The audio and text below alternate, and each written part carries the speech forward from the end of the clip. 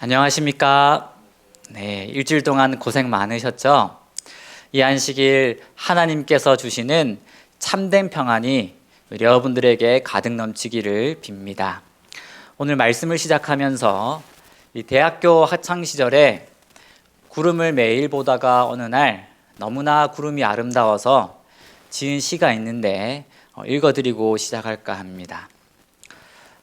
구름, 오늘은 어떤 그림을 그리셨을까?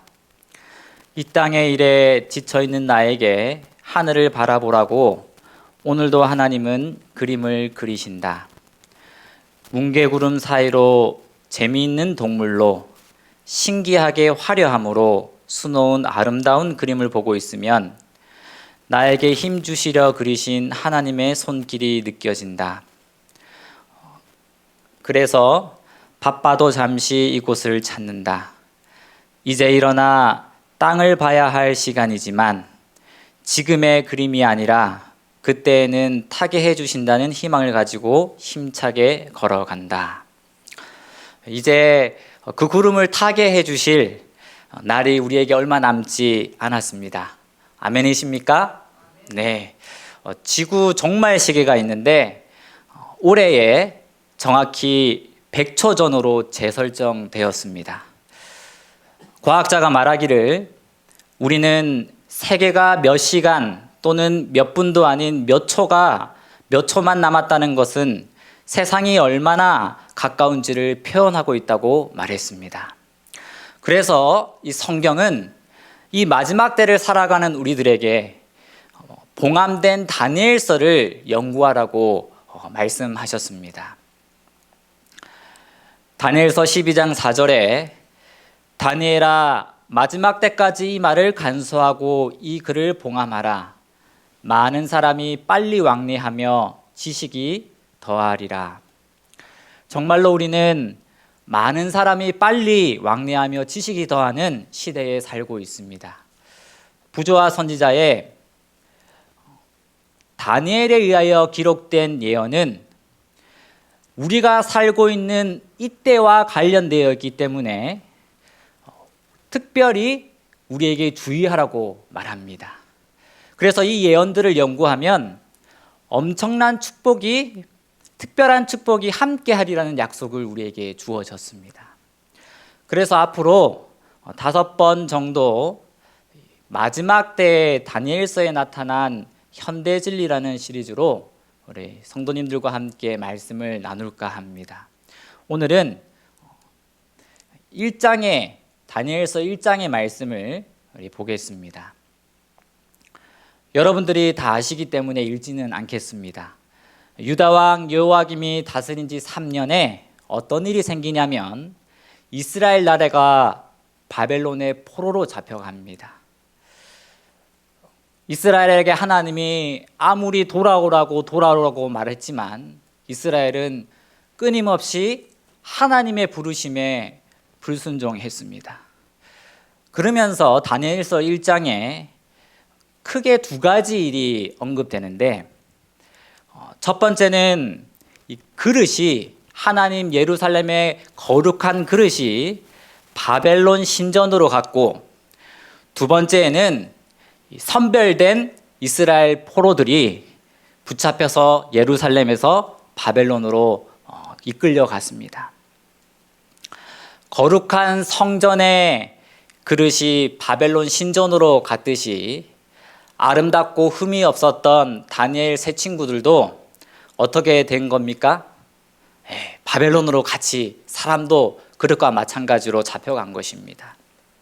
그러나 그들은 잡혀갔을지라도 그들의 신앙은 바뀌지 않았습니다. 바벨론 학문과 문화를 배워서도 다니엘과 세 친구들은 동화되지 않았을 뿐 아니라 오히려 당당히 굳게 서서 그들이 바로 하나님이 빛을 전하는 통로로 사용케 하셨습니다. 그리고 수십 년 뒤에는 다시 예루살렘 성전으로 돌아간 그릇 기명들처럼 이스라엘 백성들도 포로에서 다시 자기 나라로 돌아갑니다. 오늘 저는 이 다니엘서 1장을 통해서 이 마지막 시대를 살아가는 우리들에게 주는 현대 진리의 메시지, 다니엘서 1장에 나타난 메시지를 구분되지 말고 구별되라라는 말씀으로 전하고자 합니다. 구분은 쉽게 말해서 어떤 기준을 따라 나누는 것입니다. 하나님을 믿는 백성이냐, 하나님을 믿지 않는 백성이냐라고 구분할 필요는 없지만 정말로 이 마지막 때에 하나님을 믿는 백성과 믿지 않는 백성의 차이를 인지할 수 있는 구별대라는 말입니다. 그래서 이 다니엘서 1장을 우리가 마지막 시대에 읽어야 할 책으로 생각하고 읽으니까 그 느낌이 실감으로 확 다가왔습니다. 사단은 어떻게든 우리를 구별되지 않고 세상과 동화시키기 위해서 안간힘을 쓰고 있습니다. 다니엘과 세 친구들이 바벨론 포로로 잡혀가서 그들을 얼마나 바꾸기를 위하여 많은 정책을 쓰는지 첫 번째로 바벨론 학문을 3년을 배웁니다. 우리가 다니는 대학도 3년에서 4년이면 전문 자격증을 따는 것처럼 바벨론도 3년 동안 아주 세밀하게 그들을 교육시킵니다. 두 번째로 우상을 그들에게 우상 음식을 먹입니다. 이 다니엘이 특별히 왕이 권하는 이 음식과 포도주를 먹지 않았는데 다니엘이 뜻을 정해서 그것을 먹지 않는 이유가 있습니다. 뭐라고 하냐면 증언의 말씀에 보면 이 젊은 포로들에 관하여 둘째로 고려할 사항은 그 왕이 식사를 하기 전에 언제나 축복을 구하면서 우상들을 신이라고 불렀다는 사실이다. 그는 그가 먹을 음식 얼마를 떼어 자신이 섬기던 우상신들에게 바쳤으며 그가 마실 포도주의 얼마도 그렇게 하였다. 그들의 종교적 교훈에 따르면 이러한 행위는 그 음식 전체를 이방신에게 봉헌하는 것을 뜻했다. 사실은 음식을 먹는 것이 아니라 우상 숭배였던 것입니다. 지금도 겉으로는 아무렇지 않게 우리에게 다가오는 많은 것들이 하나님 외에 다른 것들을 내 주인으로 삼게 만드는 것이 많습니다. 뭐가 있을까요? 최근에 한 예로 코로나로 아이들이 학교에 가지 못하면서 학원도 못 가고 밖에 나가서 놀지도 못하니 집안에서 할 수 있는 게 뻔하죠. 부모님들이 속이 탄다고 합니다. 다니엘도 이와 비슷한 시험에 직면했습니다. 오히려 포로인 그에게 편안함과 안락함이 더 큰 유혹으로 다가왔는지 모르겠습니다. 다니엘은 하나의 가혹한 시험에 직면했다. 그가 육류와 음료에 관한 그의 조상들의 가르침을 고수하고 왕의 기분을 상하게 하고 어쩌면 그의 지위뿐 아니라 그의 생명까지 잃어야 할 것인가? 아니면 그가 주의 명령을 무시하여 왕의 호의를 유지하고 이렇게 함으로써 지식층의 편의를 크게 누리고 가장 유명한 세속적 기대를 확보할 것인가? 다니엘은 오래 주저하지 않았다. 그는 그 결과가 어떻게 되든지 간에 그의 지조를 굽히지 않고 굳게 서기로 결심하였다. 이 세 번째로 바벨론에서 한 것이 무엇이냐면 그들의 이름을 바꿔버립니다. 하냐냐, 두 번째 하냐냐를 보시면 여호와는 은혜로우시다에서 월신을, 달의 신을 경배하는 자로 바뀝니다. 미사엘의 이름은 정말 놀랐습니다. 포도주의 여신에게 몸을 바친 자입니다. 아사랴는 그의 신분이 종으로 떨어집니다. 이름을 바꿨다는 것은 그들의 정체성을 바꾼다는 말입니다. 자신의 나라를 바꾸어 버리고 선조들을 잊어버리게 하였습니다. 우리나라가 식민지일 때 일본말을 쓰게 하고 상투와 수염을 자르고 이름을 개명한 일본의 모습과 크게 다르지 않습니다. 이때 우리 조상들이 목숨을 걸고 지킨 사람이 있었듯이 이 가운데 다니엘과 세 친구들은 결코 잃어서는 안 되는 신앙을 고수합니다. 3년 동안 히브리 청년들은 갈대아 사람의 학문과 방언을 습득하기 위해 연구하였다. 이 기간에 그들은 하나님께 대한 충성을 굳게 하였고 끊임없이 그분의 능력에 의지하였다.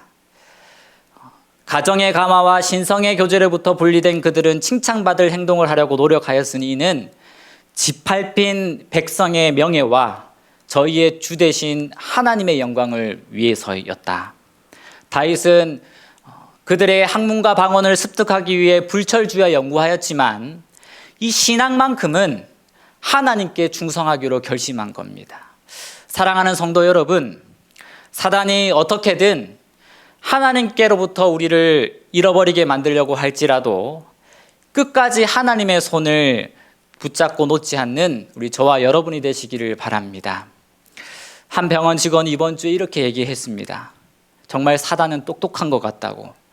코로나로 자연스럽게 명분을 주며 하나님을 떠나게 만든다고 말입니다. 이제는 더 큰 시험이 우리에게 닥칠 것입니다. 최선의 편의가 제공되기도 하고 고급 관리로 배정되며 넉넉한 공급과 우대받는 입장으로 더 큰 어려운 시험들이 우리에게 닥칠 것입니다. 그때 하나님의 편에 서시겠습니까? 이 세상의 편을 선택하시겠습니까? 그래서 우리는 깨어 있어야 합니다. 근신하라, 깨어라, 너희 대적 마귀가 오는 사자같이 두루다니며 삼킬 자를 찾나니 우리의 씨름은 혈과 육에 대한 것이 아니요 정사와 권세와 이 세상의 어두움의 세상 주관자들과 하늘에 있는 악한 영들에 대함이라. 여러분, 나 자신을 믿지 마시길 바랍니다.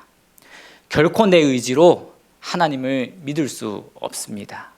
구원은 전적으로 누구에게 나오는 것입니까? 하나님에게로 나오는 것입니다. 매주 주님과 만남을 통해 우리가 조금씩 하나님께 나아가는 방법 외에는 이 풍파 많고 어지러운 세상에서 다니엘처럼 믿음을 지키기가 쉽지 않습니다. 저는 구분되지 말고 구별되어야 하는 또 하나의 이유, 그것은 마침내 우리가 승리하게 될 것이기 때문입니다. 다니엘서를 요약한 책에는 이렇게 한 줄로 정리하고 있습니다. 때때로 그의 계획이 패배된 것처럼 보일 때도 있으나 결국은 승리할 것이다. 여러분, 왜 그렇습니까? 하나님은 눈에 보이지 않고 세상에서 적자 생존, 강한 자들이 살아남는 것처럼 보이지만 이 세상의 주관자는 바로 누구십니까? 바로 하나님이시기 때문입니다. 그래서 우리가 하루하루를 살면서 직접 사회에 부딪혀 보면 세상과 타협하지 않으면 내가 손해를 볼 것처럼 보입니다. 그런데 사실은 겪어보면 그 반대입니다.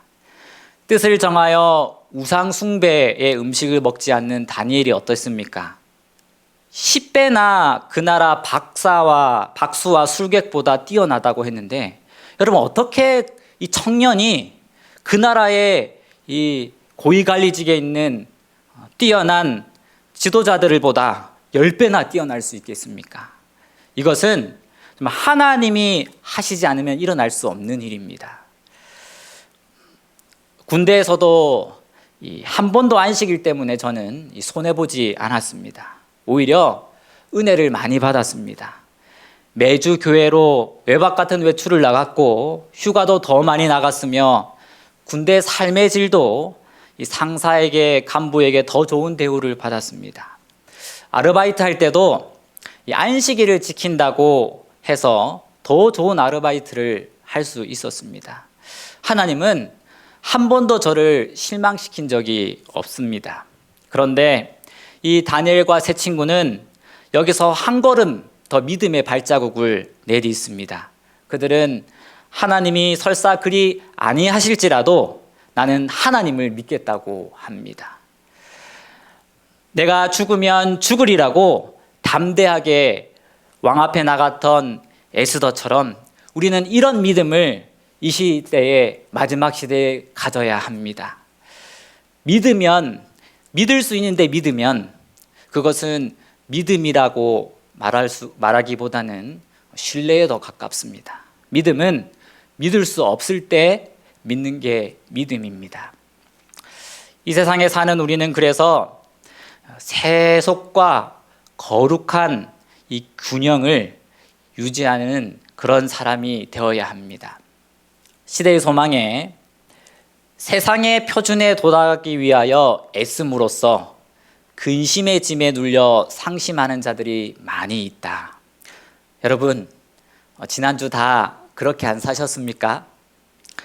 다 벌어야 하고 맞춰야 되고 끝내야 하는 일에 정신없이 살았습니다. 그들은 세상을 섬기기로 선택하였고 세상의 괴로움을 받아들였으며 그 관습을 채택하였다. 그리하여 그들의 품성은 훼손을 당하고 생애는 공고하게 된다. 그들은 야망과 세속적인 욕망을 만족시키기 위하여 양심을 상하게 함으로 후회의 짐을 떠안는다. 끊임없는 근심은 생명력을 약화시킨다. 우리 주께서는 그들이 이 속박의 멍에를 벗기를 원하신다. 그분께서는 당신의 멍에를 받아들이도록 그들을 초청하신다.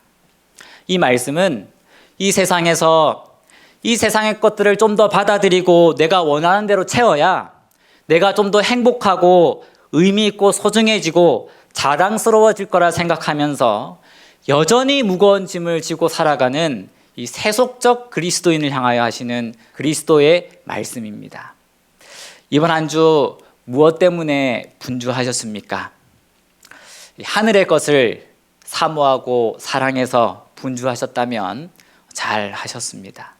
그런데 그것이 아니라 이 세상에서 더 갖추고 누리고 내 자신이 더 세속적 위대함을 드러내기 위해서 애썼다면 우리는 벗어야 할 무거운 짐을 지고 살아가는 것입니다.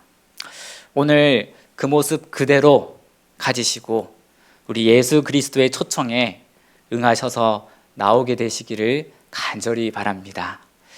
이 부분을 읽어드리며 말씀을 줄일까 합니다. 주길철 목사님이 마지막 5번째로 일본 경찰에 의하여 잡혀가기 전에 어린 아들이었던 이 주광조 장로 눈에 비춰진 모습은 아버지의 모습은 굉장히 두렵고 또는 연약한 모습이었습니다. 그때 유승준이라는 작가가 쓴 글에는 이렇게 표현합니다.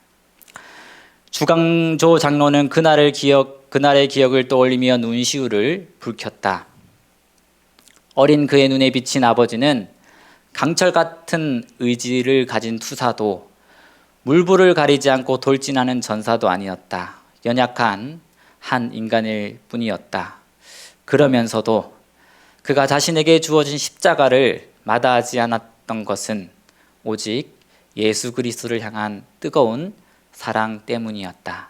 그 사랑이 그를 소망의 길로 이끈 것이다. 이 어린 아들의 눈에 아버지가 그렇게 연약해 보이고 두려워해 보이고 강해 보이지 않는 모습 속에서 굳건하게 그 길을 갈 수 있었던 것은 예수 그리스도를 향한 뜨거운 사랑 때문이었다고 작가는 기록하고 있습니다.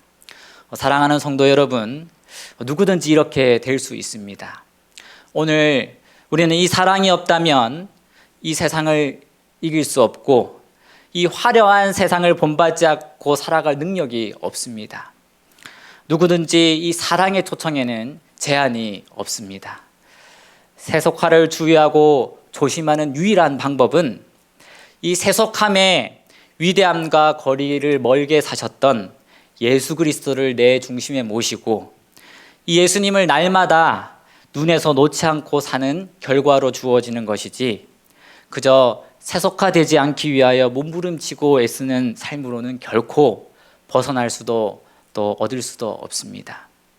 나에게 이 세상에 온갖 부귀영화가 주어진다 해도 나를 위해 자기 목숨을 버리신 예수님을 결코 놓지 않는 우리 저와 여러분이 되시기를 간절히 바라며 말씀을 마치겠습니다. 아버지 하나님, 오늘도 저희가 매일매일을 어떻게 살아야 하는지 예수님을 바라보고 살아야 함을 저희들에게 말씀하여 주시니 감사합니다. 하나님, 저희들 진심으로 하나님을 따르며 이 세상에서 구별된 자로서 하나님을 나타내며 살아갈 수 있도록 우리의 믿음을 하나님 붙잡아 주시옵소서. 저희들에게 하나님을 찾고자 하는 갈급한 심령을 허락하여 주시옵시고, 주님, 정말 죽어가고 복음을 들어야 할 많은 자들에게 예수님을 전하는 제자로의 삶을 우리가 살 수 있도록 그 길을 인도하여 주시옵소서. 우리의 삶을 항상 올바른 길로 인도하시는 예수님 이름으로 기도드립니다.